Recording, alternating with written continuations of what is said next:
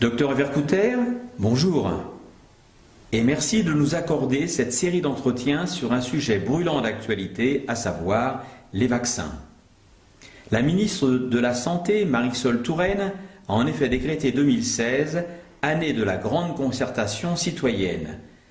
C'est d'autant plus remarquable qu'il y a peu, elle affirmait encore de façon péremptoire que les vaccins, ça ne se discute pas. À se demander d'ailleurs quand il faut la croire.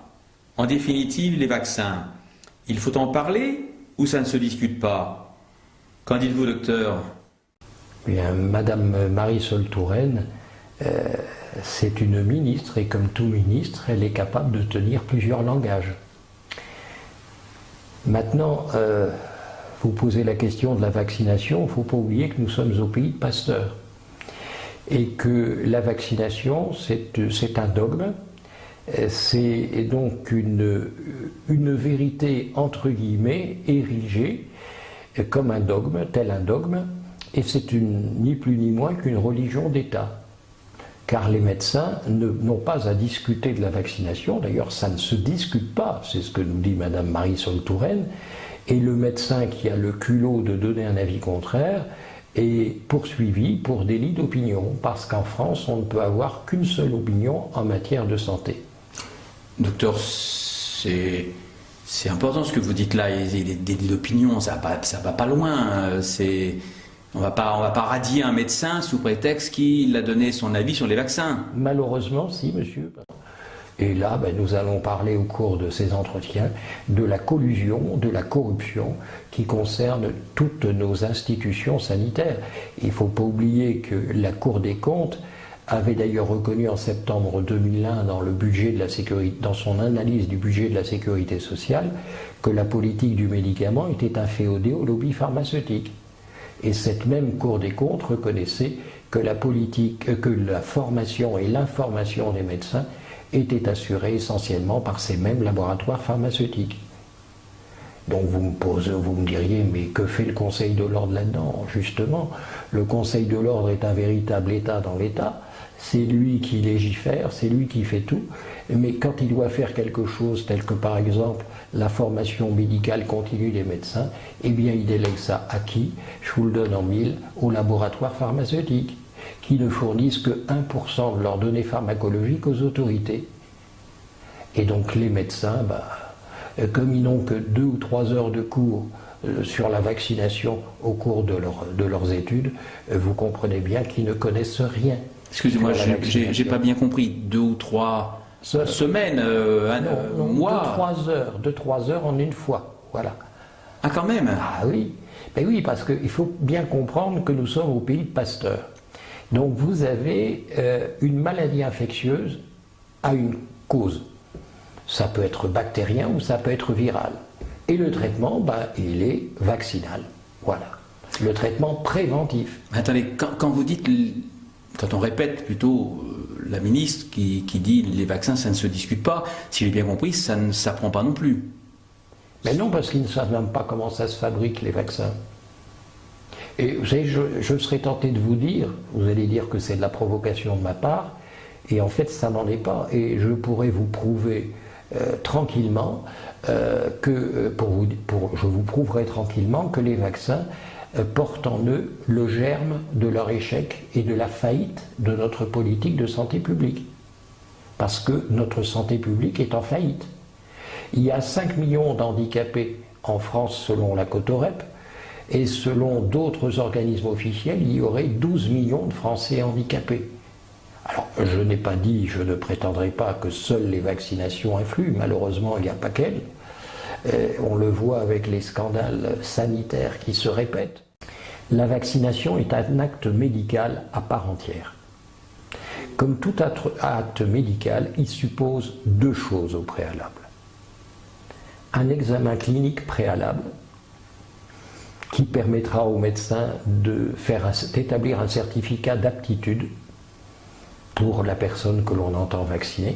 Elle est en bonne santé, donc on peut la vacciner. Ça, ce sont les textes. Et puis, deuxième fait important, et qui est dans la législation également, c'est le devoir d'information préalable. C'est-à-dire qu'avant toute vaccination, avant tout acte médical, avant toute prescription, alors je cite les textes de loi qui remontent à 1947, lors du procès de Nuremberg, c'était déjà signalé. Ensuite, il y a eu la convention d'Oviedo, le droit des enfants, etc., etc. Il y a la loi Kouchner, je crois aussi. Et puis il y a eu, mais qui vient après, la loi Kouchner, retirez le mot Kouchner, son nom vient en appui, quoi, c'est tout. C'est parce qu'il était là comme ministre. Ça aurait pu être un autre nom, ça pourrait être Douste Blazy. On aura l'occasion de parler de tous deux d'ailleurs tout à l'heure, ultérieurement dans les jours qui viennent concernant la vaccination contre l'hépatite B, puisqu'ils sont intervenus en long, en large et en travers sur cette vaccination qui ne rime strictement à rien. Mais nous aurons, je le répète, l'occasion d'en parler avec toutes les preuves scientifiques. Donc, le devoir d'information, que dit-il? Il y a 2 arrêts de la Cour de cassation, et je préfère citer ces 2 arrêts-là, 2 arrêts de la Cour de cassation de 1997, février et octobre 1997, qui précisent, alors je le dis, ce devoir d'information à la virgule près, le médecin et tous ceux qui réalisent la prescription ont la charge de prouver qu'ils ont donné une information claire, loyale et appropriée sur les effets secondaires, mineurs et majeurs, du médicament en question ou du vaccin en question, de façon à permettre à la personne d'apporter son consentement ou d'opposer son refus éclairé. Donc, simplement par cette loi, l'obligation vaccinale, je vais peut-être en surprendre beaucoup, n'existe pas. C'est qu'il s'agit d'un abus de pouvoir de nos institutions sanitaires. Je précise, un abus de pouvoir. Et c'est un abus de pouvoir criminel dans la mesure où on veut imposer un vaccin, et nous le verrons tout à l'heure, qui est particulièrement toxique de par sa composition, avec du virus du singe SV40 qui est retrouvé dans 30 à 80% des cancers du cerveau, dans les cancers de la plèvre, qui est utilisé dans le vaccin hépatite B, qui est utilisé dans les OGM. Vous voyez, n'en jetez plus, la cour est pleine. Mais docteur, il y a encore des contradictions que je vois naître. Il y avait celle de la ministre sur ses propos tout à fait contradictoires. On ne sait pas trop quand il faut la croire. Mais là, il faut informer le patient. Il faut lui demander son avis. Et je vois deux contradictions. Les médecins, vous venez de le dire, ne sont pas formés correctement. Et s'ils sont, entre guillemets, formés, c'est par les laboratoires eux-mêmes. Donc il y a là un conflit d'intérêts évident.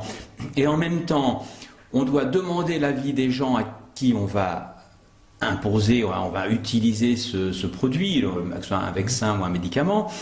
Et dans le cas d'un vaccin, pour au moins 3 d'entre eux, il y a une obligation. Comment peut-on se retrouver dans ce schéma où un médecin doit informer alors que lui-même il ne l'est pas, ou mal, ou déformé de façon peu objective par les laboratoires, on s'en doute, et ensuite on demande l'avis de quelqu'un alors que de toute façon on l'oblige à le faire. Quel sens ça?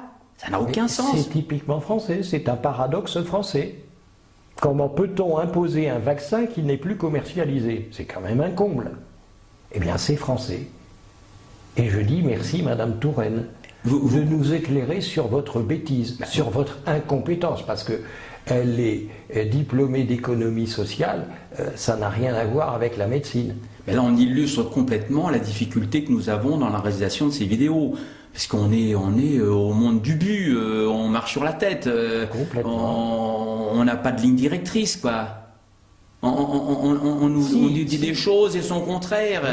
Non, mais nous avons une bonne ligne directrice. Je pourrais résumer le débat, enfin le débat entre guillemets pourrait s'arrêter là. En face, nos confrères sont exsangues d'arguments scientifiques. Ils n'ont rien. Puisqu'il est reconnu, il est de notoriété publique, que les laboratoires ne fournissent que 1% de leurs données pharmacologiques aux autorités avant l'autorisation de mise sur le marché du médicament. On pourrait d'ailleurs appeler ça l'AMM, l'autorisation de mise sur le marché, ça peut être aussi l'autorisation de mise à mort. Parce qu'un médicament, je suis désolé, mais il y a 13 000 décès minimum en France, officiellement, à la suite de la prescription de médicaments. Ouais, là, je parle pas sans compter qu'il y a 10 ou 15 ans d'études cliniques des médicaments, et il y a quelquefois quelques semaines, mois au maximum pour les vaccins. Ah, c'est exact, mais non, mais les vaccins, c'est particulièrement sûr. Nous sommes au pays de Pasteur.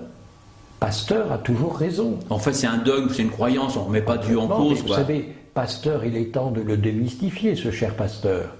Louis Pasteur, il se lavait les mains 60 fois par jour. Il avait ce qu'on appelle un TOC, ou une névrose phobique. Il avait peur des microbes. Voilà ce qu'est Pasteur. Le cas, on nous dit que Pasteur a guéri de la rage le petit Meissner. Quand on voit l'histoire du petit Meissner, c'est vrai qu'il a été mordu par un chien. Bon. Le frère du petit Meissner a été également mordu par un chien. Un copain du frère du petit Meissner a été mordu par le même chien. Seul le petit Meissner, l'un des enfants Meissner, a été vacciné. Et on nous a dit, parce que Pasteur était très fort pour ce qui était de l'aspect commercial et mercantile des choses. Ça, c'était un génie. Parce qu'il arrivait à convaincre les gens avec des choses fausses, en disant que c'était des vérités. Eh bien, le petit Pasteur, en fait, le chien n'était pas enragé, puisque le frère et le copain ont été mordus par le même chien, ils n'ont pas eu de vaccin, ils ne sont pas morts. Donc la seule conclusion qui s'impose, Pasteur a menti. Mais il a menti bien d'autres fois, Pasteur. Le ver à soie, je lui reconnais ce mérite, ok. Mais pour le reste, pour les vaccinations, vous savez, je travaille sur les vaccins depuis 35 ans et j'essaye encore de trouver un vaccin qui ait apporté la preuve de son efficacité et je n'en trouve pas. Et d'autres confrères avec qui je discute disent la même chose. Je pense qu'on est au royaume du but, mais on est également au royaume des imposteurs, des menteurs et regardez, des dans le mot imposteur, vous avez pasteur. Imposteur. Voilà. Écoutez, c'est une première. Oui. On n'a pas fini, on ne fait que commencer. Donc, docteur, à la prochaine. À la prochaine. Merci. Bonne soirée à vous et surtout que les auditeurs dorment bien. On n'est pas là pour les culpabiliser et leur faire peur.